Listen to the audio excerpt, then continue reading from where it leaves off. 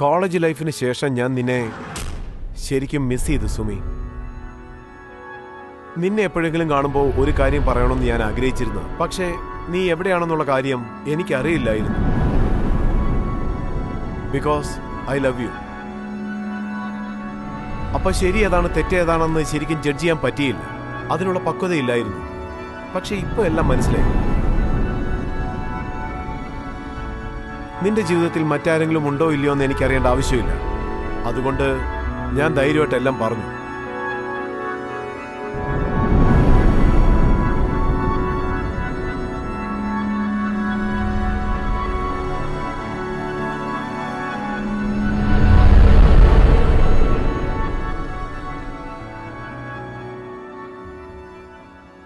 അവൾ ഇവിടെ ഇല്ല. അവൾ ഔട്ട് ഓഫ് സ്റ്റേഷനാ. അടുത്തൊരു ജോലിയായിട്ട് വന്നതാ. നിന്നെയും കൂടി കാണാമെന്ന് വിചാരിച്ചു. അതാ ഇങ്ങോട്ട് വന്നത്.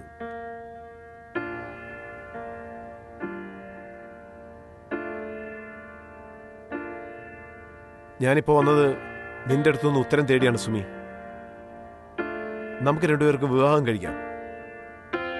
നമുക്കൊന്നിച്ച് ജീവിക്കാം. എന്റെ യഥാർത്ഥ സ്നേഹം നിന്നോടാണെന്ന് മനസ്സ് പറയുന്നു. കോളേജിൽ പഠിക്കുമ്പോൾ മുതൽ നിനക്കും എന്നെ ഇഷ്ടമായിരുന്നു. നീ അത് പല പ്രാവശ്യം എന്നോട് പറയാൻ ശ്രമിച്ചിരുന്നു. പക്ഷെ ഈ ഇഡിയറ്റിന് അപ്പോഴത് മനസ്സിലായില്ല.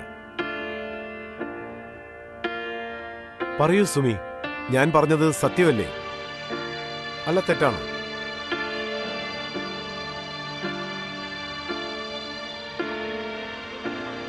ഞാൻ പറഞ്ഞത് തെറ്റാണെങ്കിൽ ഇനി നിന്നെ ശല്യപ്പെടുത്താൻ വേണ്ടി ഞാൻ ഇങ്ങോട്ട് വരില്ല. നീ എന്തൊക്കെ പറയുന്നേ? നീ എനിക്ക് പ്ലീസ് സുമി, സുമി പറ. നീ എന്റെ ബെസ്റ്റ് ഫ്രണ്ടിന്റെ ബോയ് ഫ്രണ്ടാണ്, മനസ്സിലായോ? ഞാൻ നിന്റെ കൂടെ വന്ന അവള് പിന്നെ ജീവിതത്തിൽ ഒറ്റപ്പെടില്ലേ? ഞാനത് ആഗ്രഹിക്കുന്നില്ല.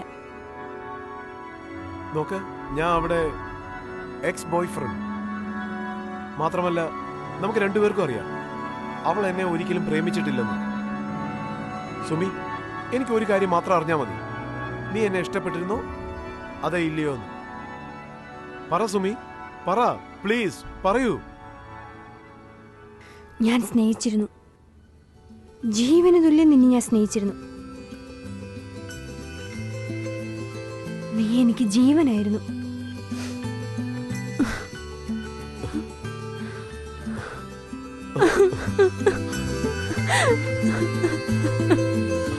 I love you, Sumi.